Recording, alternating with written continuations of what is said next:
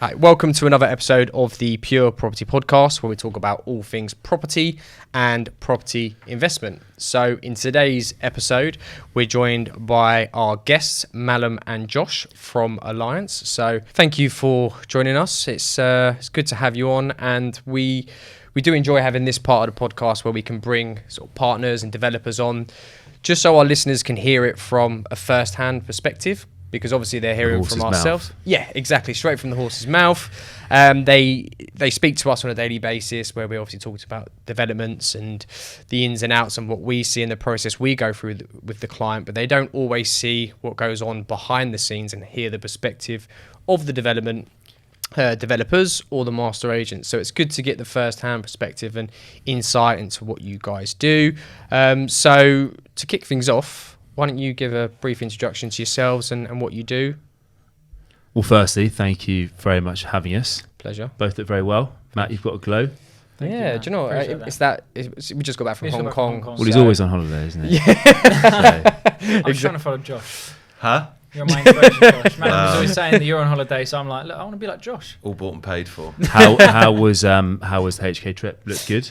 Yeah, Hong Kong was good. We do enjoy going out there. We actually recorded a podcast episode out there as well. And yeah, we always enjoy it. It's great to have one-to-one time with the clients and hear what they are looking for, questions they have. They're always very inquisitive about the UK market, which we love. Always willing to listen and learn and want to know more. So very positive. A lot of appetite out there as well, which we're really pleased to see. I look forward to watching the podcast. It's been a very good market for us since conception, really. I was based. Yeah, you were based there, weren't you? For 5 years. It's a great place, great city, and there's definitely a lot of appetite from the investors. I think it dipped a little bit the last kind of 12 to 18 months, but what we're seeing from kind of a lead gen perspective and just the kind of inbound inquiries and obviously amount of sales that we're doing there again, it's definitely picking up. 100% is picking up.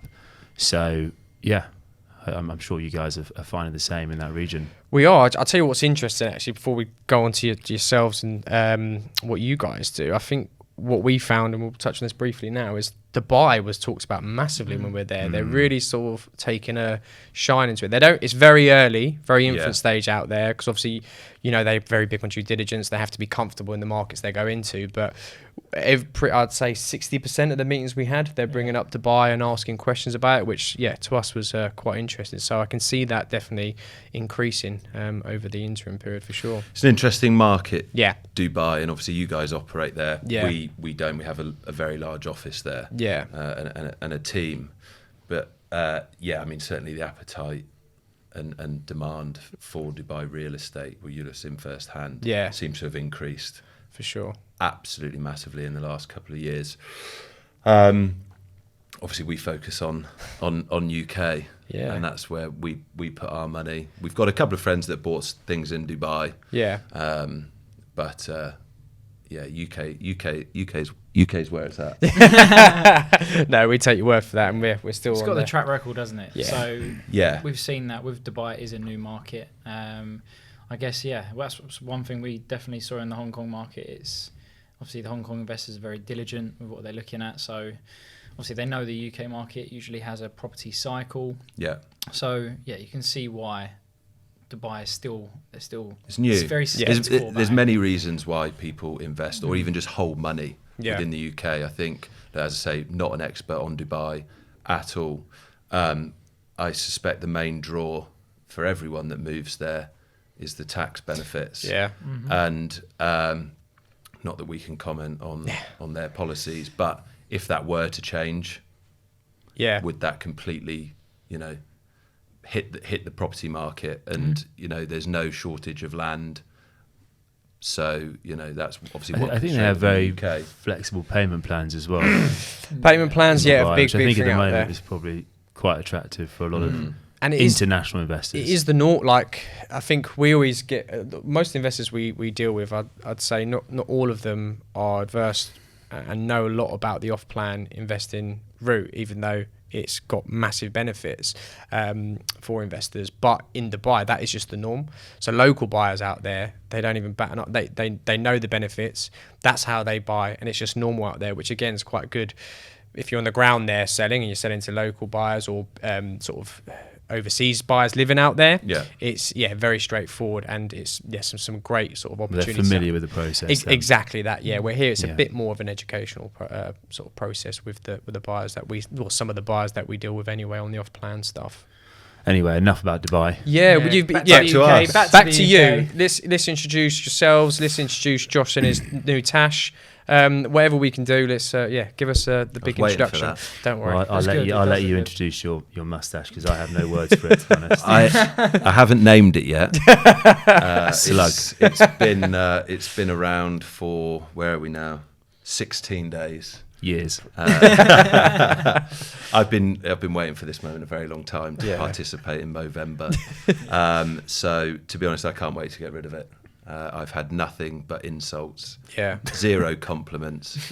I even had a lady yesterday say, "Oh, blimey, I wouldn't have one of those." And I said, "Well, that's good, because you'd struggle to grow one, I would have thought." And she went, "So are you, by the looks of it." So yeah, that's my moustache. It's for Movember. It will be gone at the end of the month, obviously, when we're seeing you at the end of the month, aren't we, for a bit of a Christmas social, which will be great. But yeah, I mean, I'll let Mallam introduce Alliance Investments, who we are, sort of what we do.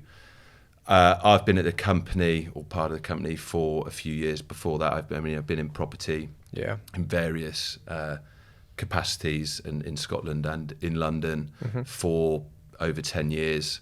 I retrained and practiced as a solicitor. I did property law, so standard conveyancing, and then went into dispute resolution.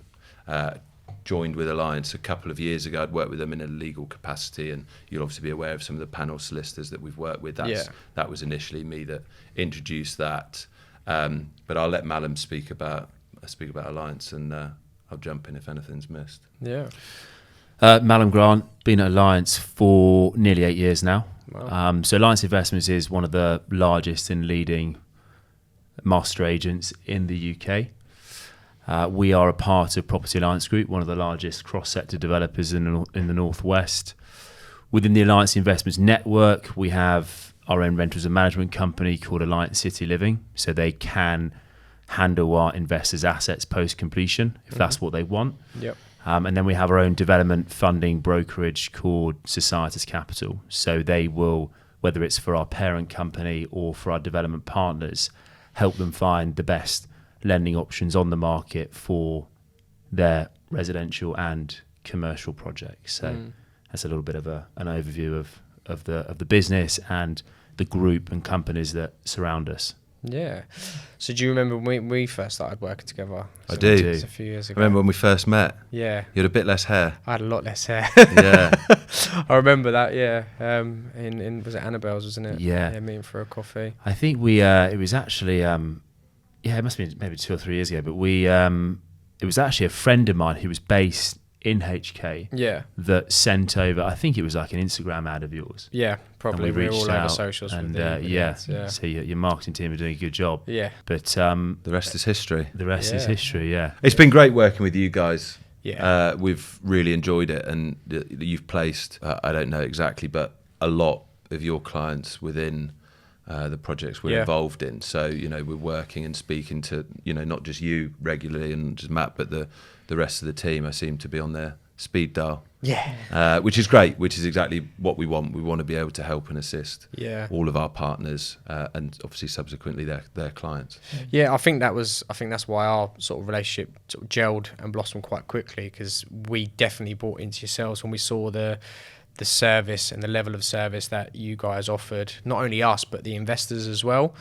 Because what we tend to find is usually a lot of the onus is of course on ourselves, because we're dealing with the client. They're technically our clients, of course we're there to handhold them, but when that's married with a company that also does the same and goes above and beyond, I think that we saw from our clients a massive response, which is something we personally bought into very, very early.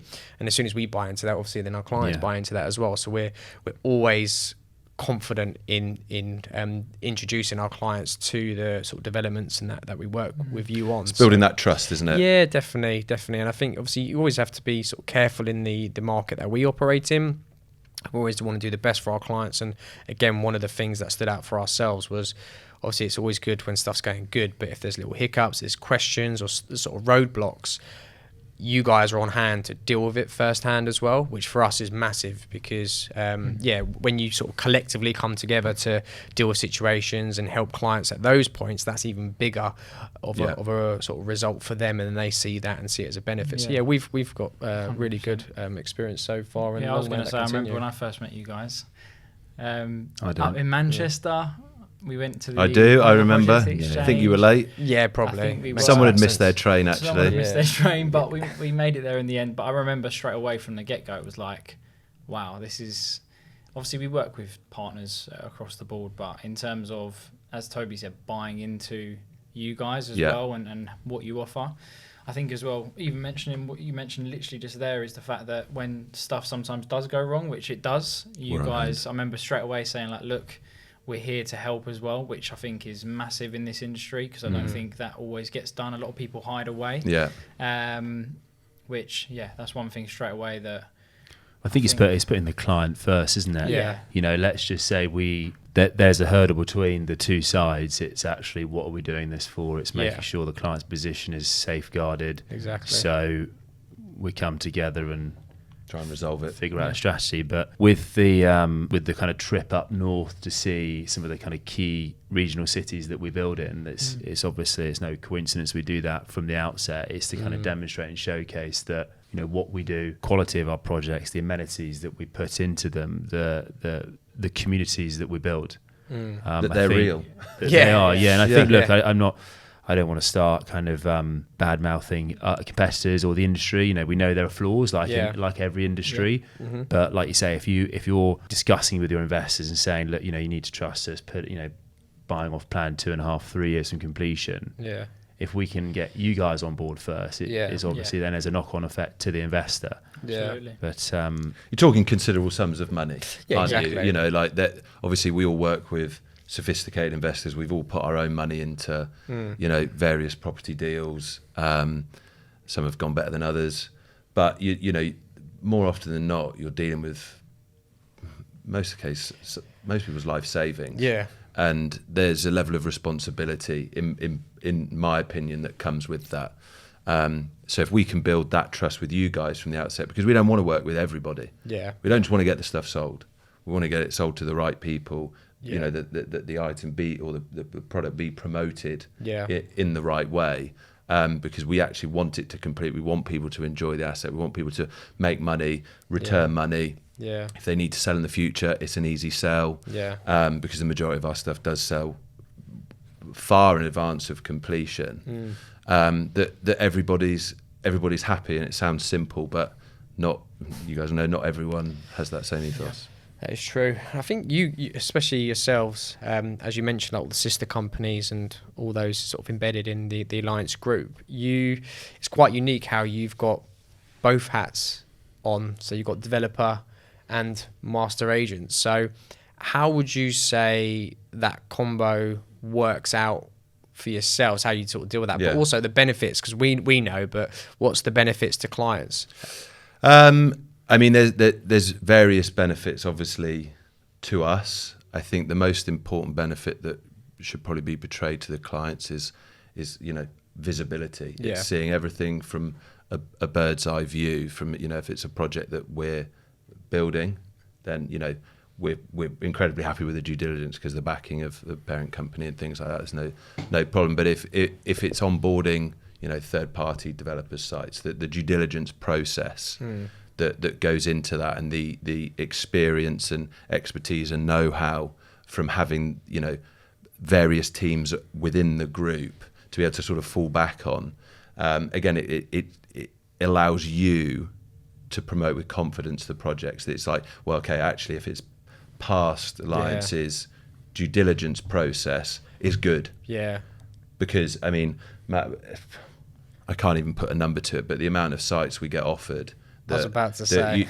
I mean, 90% we won't even look at. Yeah. Because you just know straight away. Then the ones that filter down, and you know that it's extensive process, and it takes a lot of time, and it's frustrating. We'd love to bring on more, but we're very much quality, not not quantity. And you'll know our portfolio varies, but we're never sort of pushing heaps and heaps of projects at one time. Which is good, to be fair. I mean, you definitely say no a lot more times than you guys say yes, which again, from our point of view, is great.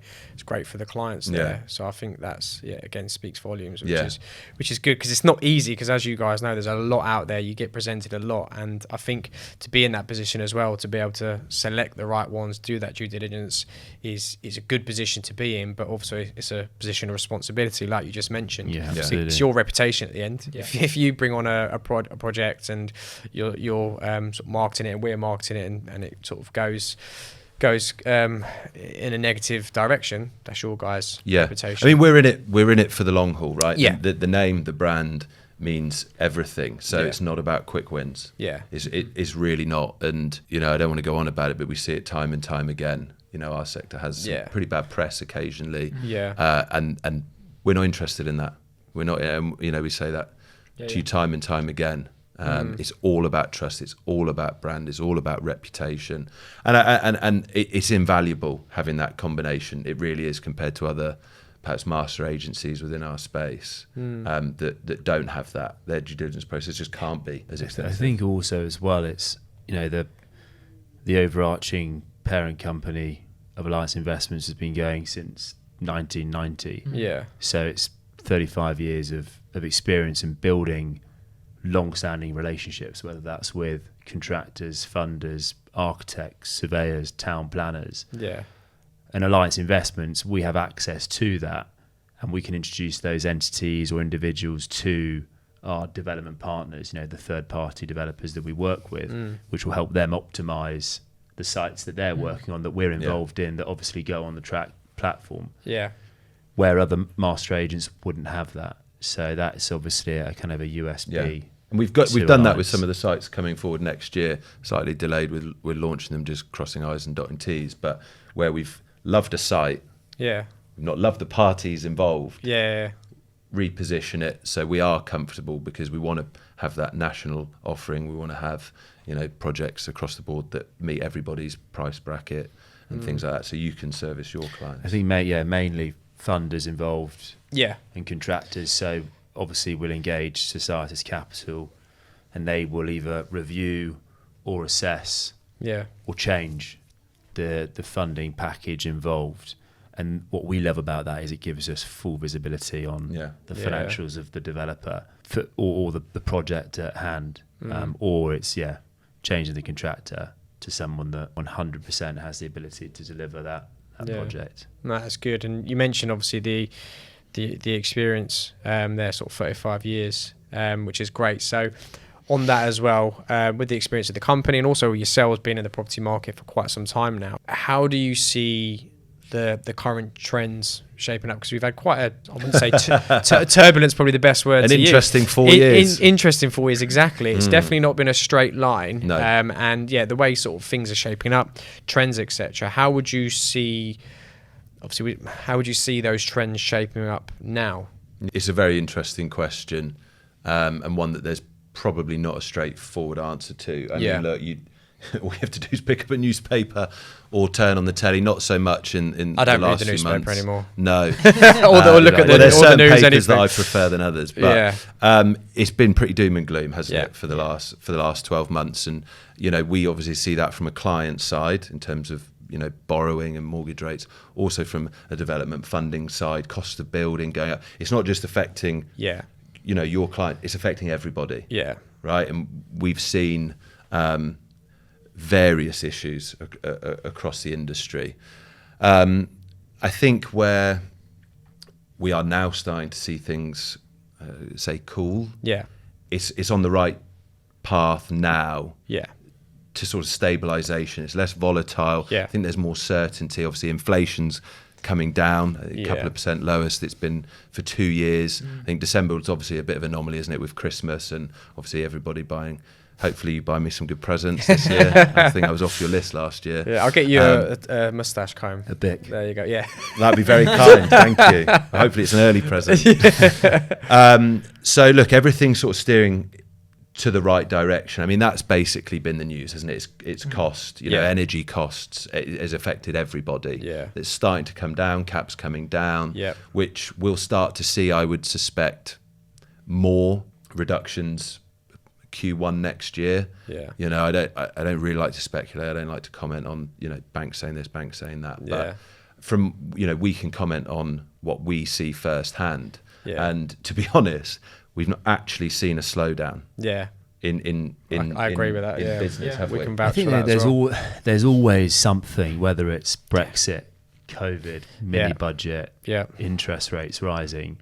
There's always challenges in the market. Quasi-Kwarteng. Huh? Quasi-Kwarteng. Yeah. Yeah. There's always something. Exactly, always something. And I think, but for us, how we're able to kind of move with buyer appetite and being a master agent, we have really, in the last kind of 3-4 years, I mean, that's what the company's been built on, but it's focusing on key regional cities where there is a huge undersupply of property. Yeah. So regardless of what's going on, people need homes. Strong fundamentals is what we always push. Exactly. So we haven't. I hate to kind of say it because obviously some people aren't in the same position, but year to date our sales are very much up. Yeah. And I think we've got a big research team in Manchester, and I think they saw these trends and obviously kind of saw the direction of where the market was going. So we repositioned ourselves to be at the start of 2023 to release a collection of projects that completed in 2.5-3 years time. Right, so Berkeley Square and Vision and Neighbourhood Heights in Birmingham. And that allows our investors and your clients to buy now without today's issues. Yeah. And obviously lock in today's price. Yeah. Enjoy the capital growth through the construction period, and then obviously worry about the mortgage when rates have dropped. So I think that's where we've had a lot of success this year. I was going to say as well, like I think obviously we look at the UK market, and I guess you guys have been a big player in Manchester for quite a while now. How is that? Because obviously we're always looking at new markets as well. We Manchester's a good market, but what would you say? I bet it's been quite interesting actually to see how that market's performed in terms of the prices have really risen over the past couple of years there, right? Yeah, I mean, if we look at one of the developments that you guys have done a lot of business in, we launched the West Wing, where, prices were at X, about to launch the East Wing 9 months later, and values are going to be 7, 8, 9% higher. Yeah. So it's certainly kind of, I would say, one of, if not the investment city within the UK, and I can't see any signs of slowing down. I mean, there's a big branded project that is obviously just been launched in Manchester, where the pound per square foot is over 800. So, but there are a lot of people saying that it's expensive, and maybe today it is, but actually that is where Manchester's going. Yeah. So it's an incredibly exciting city. The demand's never going to stop, is it? Right. The city continues to grow. You've got significant FTSE 100 companies moving there. Yeah. It's been voted one of the best places to live in Europe a number of times. The retention of students there, ultimately it's demand. Yeah. Right. We only see rents going one way. Yeah. And with every project we've ever been involved with within the city, the prices have never been reduced. Yeah. It says it all. Well, there's that report, the Rightmove report, where I think in 2019, for every rental property, there were 7 inquiries. Yeah. And for every rental property now, there's 30 just over 30 inquiries. So, and we're seeing that across all of our portfolio. Alliance City Living have got around 2,000 units under management. Yeah. And they've got a 99% occupancy. Yeah, and I think, like you touched on there, Josh, in terms of looking at the cities such as Manchester, where they as a city are growing, well, in turn, what's that going to do for the property market as the city grows?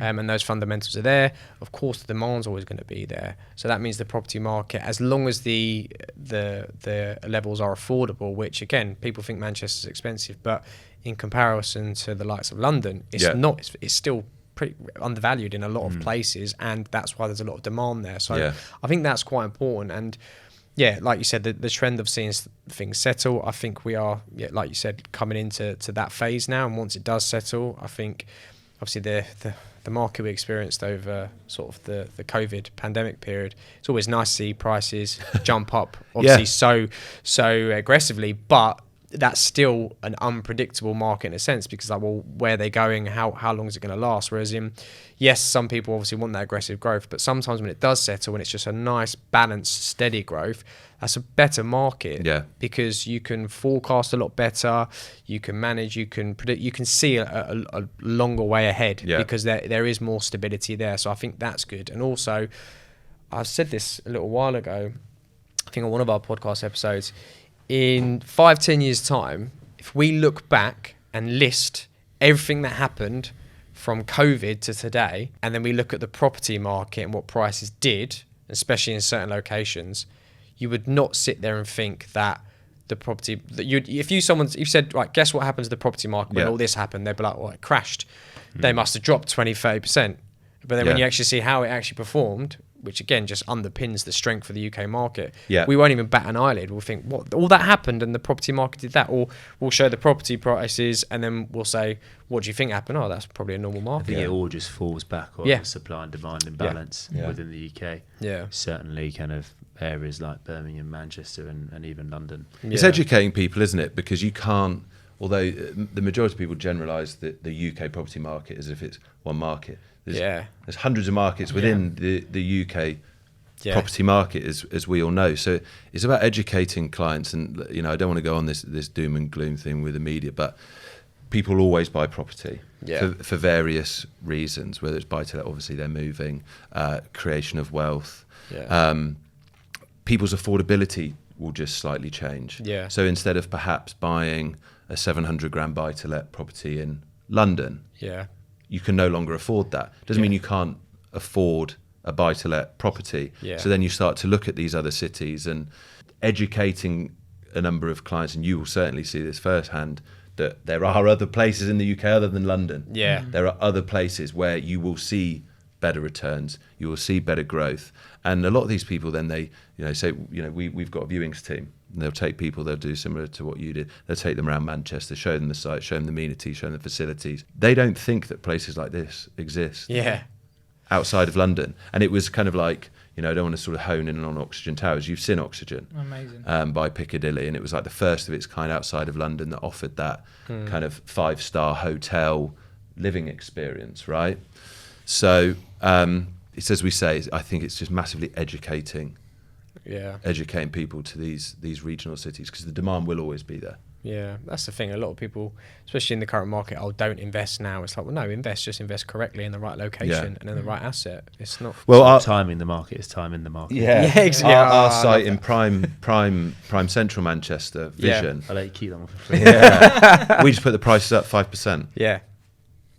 I genuinely mean that. Nothing goes down. So like people think, or your clients will say, well, look, they're going to put the prices up in, we try and obviously give people as much notice as possible because it's to do with funding, etc., etc. But the prices are going up at the end of the month. That's not to put any pressure on anyone. That's just so right? So you can make an informed decision. If you don't buy, you don't buy. And then when the prices come up and they're like, oh, actually, I still want it for it's not possible. I know. So it genuinely is. It's only ever one way with our that's stuff. why we always say about getting in early to these projects, because again, I think a lot of clients they'll always have that skepticism, like, are you just saying that to make me buy? Well, no, look, if you can see the phases that this is being launched, it's inevitable that is going to take place. Get in early, then great, but the longer you leave it, the more chance you got the next phase you're going to miss out on the first phase, price will go up, and if there's another phase after that, naturally price is going to go up. And that's what we try and advise our clients, and the ones that do get in early and see that firsthand are very, very appreciative of that. And also you put forward the assignability proposition, which some investors, that's all they're doing. They don't want to own the asset long term. They want to put their money in, they get in early because they work with guys like you who they trust. Right, this development's launching next week. You've got a pick of units. These are the prices you buy. 3 years, just before completion, you can assign it. Obviously, you've done some with us. We do them direct. And they rip out the profit, no stamp duty. And then they can sell to like homeowners and things like that aren't perhaps in that position to buy as early within construction. So there's various beneficial kind of investment strategies with off plan. It's not just buy, retain, keep, and then hold forever. So we allow that in nearly all of our contracts. or if they aren't, we can put them in. Yeah. So it's an excellent option, or a safety blanket. You know, people might say to you, well, I don't know where I'm going to be in 3 years. Yeah. I might get a job in Australia and sell everything and pack up and have to take all my savings. I'm starting a family, and they've bought, you know, a unit with us. And you say, well, if that is the case, we can assign it. You're still making some money. Money's better than being in the bank. Yep. Yeah. Sometimes we have various incentives on money held with us and interest and things. So you guys know there's various angles. So we try and make it work for everyone, because it's very much not one size fits all, right? And we know that coming to completions where we see individual circumstances, which is a bit of a juggle sometimes. But yeah, I think is a good point there. Obviously, offering the options there and advising clients correctly. And again, a lot of people don't always realise that. And then when we do bring it to their attention, it is quite important. But moving on to sort of projects that you've dealt with and been involved with. Obviously, we mentioned earlier that we have ups and downs in projects we deal with and in our industry. So is there an example of a situation, development, or maybe a project you've been involved with where there has been sort of up and down? No, never. No, never. It's all been beautiful. It's all been perfect, actually, isn't it? Well, easy. Yeah. We're masters of our craft. Look, it's anything, right? It's never plain sailing. There's many moving parts in our industry. We've got a flawless track record with everything we've been involved with. Now, there are obviously challenges, right? I would say one that was probably particularly challenging, which affected, well, everybody in the world and in the UK, was COVID. We had roughly like nearly 1,000 units completing at the height of COVID, you know, over a sort of 12-month period. And, you know, I don't know about you, but one minute, I mean, I remember sitting at my computer and, you know, I won't say the name of the newspaper, but the pop-up, 11 cases now in the UK, you know, and I thought the world was ending. Yeah. So every day was changing. So it wasn't just like an economic thing, you know, it's a personal situation with your families and things like that. So we had all of these projects that, you know, we're working on, and funding. Construction, clients. It was a lot. I won't go into too much detail, but it was very challenging. Everyone went through a challenging time. 100%. But you know, look, all of those projects were delivered. Oxygen, Axis Uptown, Manhattan. Falls back to having the right development team in place. You know, being able to manage that properly and correctly in those situations, because I think that's a lot of people panic, and if you haven't got experience, you haven't got the right people or the right network there to deal with it, then that's when it does go down. But like you mentioned, well, fast forward, good news now, 2-3 years. I mean, all of those projects, some of those you guys have seen, they've all won regional and national awards. So it's never a straight road. I think that's where the experience, especially like yourselves, is invaluable in those scenarios, because we found we would have clients panic, and we just said, well, just relax, like, especially if they were going through the legal process. Well, look, you haven't got, there's no pressure here, like we can just see how this plays out. We haven't got to go too far ahead and make too many rash decisions. Let's just relax, let's recalibrate, let's see where things are going, and then we can make informed decisions based as information comes along and maneuver that. And that's the one thing we sort of had going for us at the time and dealing with our clients. We didn't panic. We just said, look, right, relax. We worked with them, worked alongside them, and I don't think we had any deals fall out of bed for that reason, because things just took a bit longer. Exactly that. We just delayed it. We just said, look, hold fire, delay. And there's some clients now that actually bought or were buying at that time who did stay in, and what they've seen uplift-wise, it's unbelievable. Is crazy. Unbelievable. I was literally talking to one the other day, and he when I was telling him the current prices for similar projects, he was like, "Are you being serious?" I was like, "Yes." And he was like, "Wow, that's unbelievable." We said, "Well, obviously, it has been a scary time, but I'm glad I stuck in." I said, "Yeah, we'll see." I mean, some of our stuff people have made upwards of 100 grand. Yeah, you know, and that's crazy. Just in a few years, right? And I mean, as a percentage-wise, that'd be up at 35%. Yeah, well, more if it's done on the equity you put into the well, deal. Absolutely. So done well, but like you say, it's managing situations. But yeah, I would say that was quite a challenging time. I was going to say as well, the spec of the developments as well are much more, seems to be towards the end user. Like the actual, as you said, even people not going to these locations before, and then when they go in there, you feel like you're in a London high-end development. Like in terms of, that's one thing I definitely noticed when I've not only seen a couple of your projects, even some of the other ones as well in Preston, a few of the others is actually the quality, and so that probably relays back to the prices continuing to go up as well because of. Well, I think that's something that we took from our parent company, because they are very much, they build with the end user in mind. Yeah, it's all about that resident experience, whether that's a tenant or a homeowner. If they're happy with the project and they like living there and the way that the community is managed and the facilities, that is going to create great homes, which will then also return good yields and growth for our investors. And I think when we then started 4 or 5 years ago working with third-party developers, we always wanted to partner with people that had that same ethos, same value, same vision, was always keep the end user in mind, and you will always build great projects. But I think we've always been very much a premium developer and a master agency that targets high quality projects. They need to hold the test of time, right? If you're living in something, or if you've got a tenant in something, you're using everything every day, right? So it needs to be good quality. So you don't put plastic bags in the walls like some of the PLC developers. There's bodies in some of the walls. But I think it is. Investors will naturally, I think, and sometimes overseas investors as well, it's like they'll jump straight to like the numbers. What's my return? What am I going to get back? We kind of try and change the narrative. We'll say, actually, have you thought about this and the quality aspect and the end user experience, and it's being realistic returns, right? That's it. And then also you look at, say, over a 5 and 10 year period, your maintenance costs are going to be incredibly low if you're buying a project where the kitchen's high spec, the bathrooms it's good quality flooring, and then actually if you look at the returns over a medium to long term, it's your net position. I was going to say as well, also when it comes to resale as well, right? The quality still looks absolutely. Absolutely. After 5-10 years. That's it. Some of the projects that you would have viewed were 6-7 years old, and did they look worn? No, not at all. Tenants have big demands now. People paying. There's some.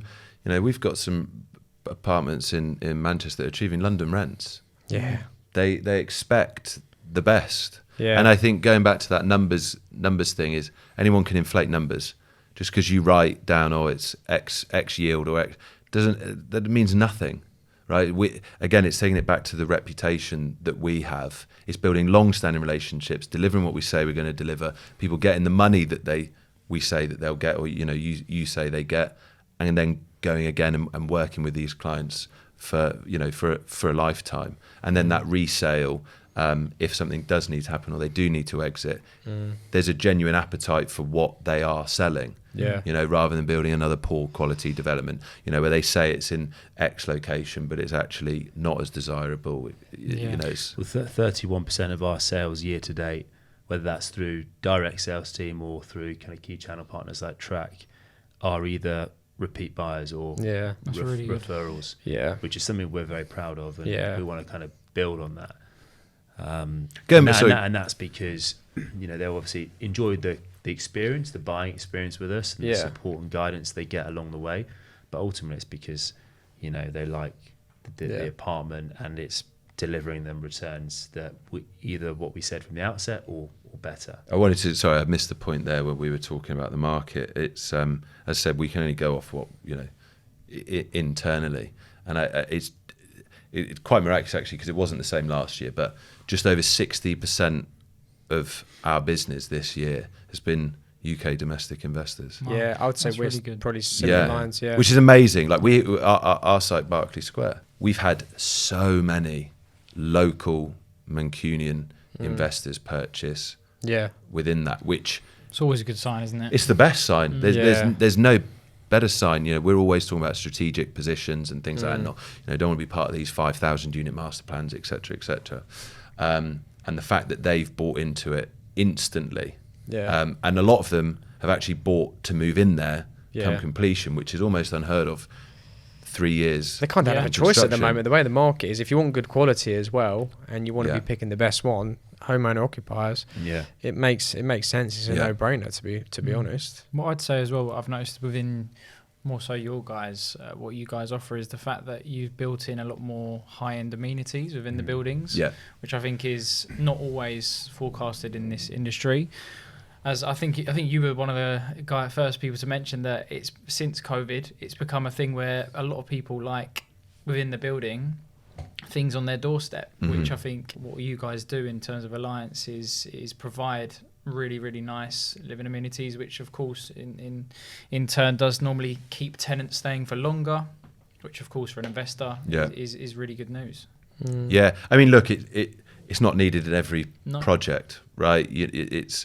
It's the supply and demand. There's a number of projects that we're involved with in Manchester that require that tenant pool. There's other projects, slightly more boutique-y projects, where it's just not feasible to have those sorts of amenities on site. And, it's actually kind of welcome because a big topic in our industry is service charge. Which certainly the last 12 months has been tricky to manage. And, it's a key point for us. Obviously, you want to keep it down to keep investors' returns up.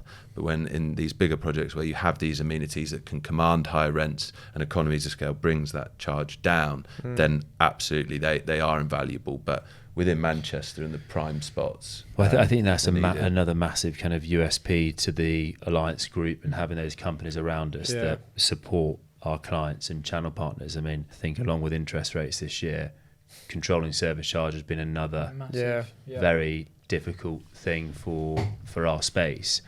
And how we've been able to do that is because we have our own rentals and management company that handle the block management as well. We have a say. You're right there, Josh. You're right there, Josh. Just trying to play foot to the table. I've got short legs. You'll go a bit further than that. So we have a say in involvement.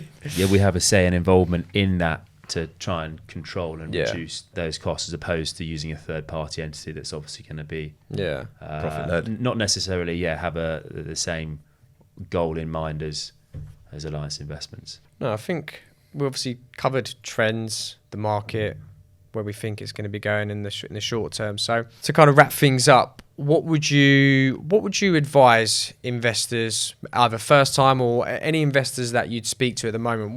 What's the sort of advice or strategy that you would be giving at this moment in time, based on what we've seen and the potential landscape that we see? Buy early, buy quality. Yeah. And obviously good locations, so access to transport links, access to commercial space. That is I think it sounds simple, but also take your time as well. I think there's a lot of sales companies out there. It's like, you've got to buy this particular unit. This is the only deal out there for you. It'll never come round again. Reality, tomorrow or next week there'll be 10 others just like it. We have a very consultative approach in-house. It's all about building rapport, relationships with our clients, and that's how we get 31% repeat business. I mean, you guys are the same, right? We've obviously dealt with your clients. I think one thing, I completely agree with what Mallam said there. A massive part, again, is going back to that trusting position. You guys are being trusted. Obviously, we're being trusted by you. We're being trusted by your clients. You're being trusted by your clients. So you need to be advising. You need to be an expert in what that client wants, and you need to build that relationship. As we say, people are spending a lot of money. Quite often not. They've probably got quite demanding careers, and they don't have the time. And sometimes we think it's very simple, but that's our job, right? And I think it's just a point on that. It's also the structure which investors are buying in. We see, I can't remember the exact statistic, but it's something like 74% of buy-to-let properties this year have been purchased in limited companies set up for the pure purpose of owning that asset and managing that asset. In my opinion, there's many, many tax benefits currently to that position. We all know that policies can change, right? And they do change.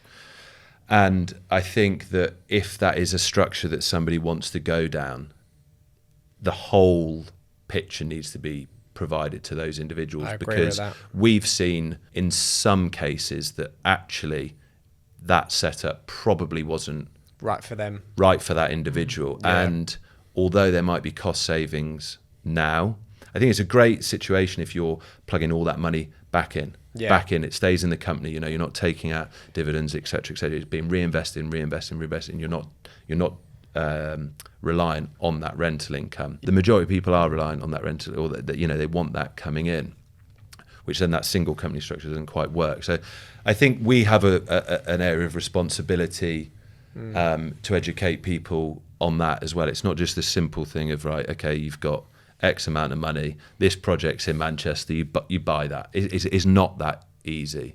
So we need to go through that consultative approach with clients. We need to understand their individual circumstances, their affordability. At that moment in time, obviously, you can never have a crystal ball. We actually restrict our sales guys from giving advice around that topic. So what we do, we've got like an affiliation or partnership with Chartered Accountancy in Mayfair, and it's very much, look, that's not our area of expertise, that's what we're trained to say, and then it's an introduction, and then that company can give bespoke advice based upon that individual's position.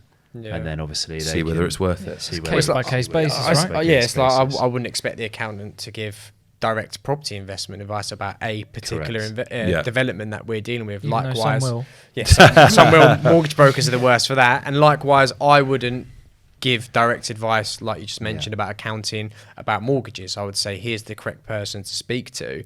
And I think you are right. That's important, and it's too easy now just to give very sort of blanket advice because it doesn't benefit that individual. Even with investments, when investors say, "Oh, what's the best investment you have?" Well, it's not the best investment we have. It's what's the best investment for you. The only way I can know that is let me know your circumstances. What's your budget? What's your long-term plans? What's your current strategy? What are you focusing on? Then I can place you into the correct investment. There's not a blanket solution. It's usually one of ours. Usually definitely an alliance. And I usually give the advice. This is you can keep this one, Mallam. So don't wait to buy.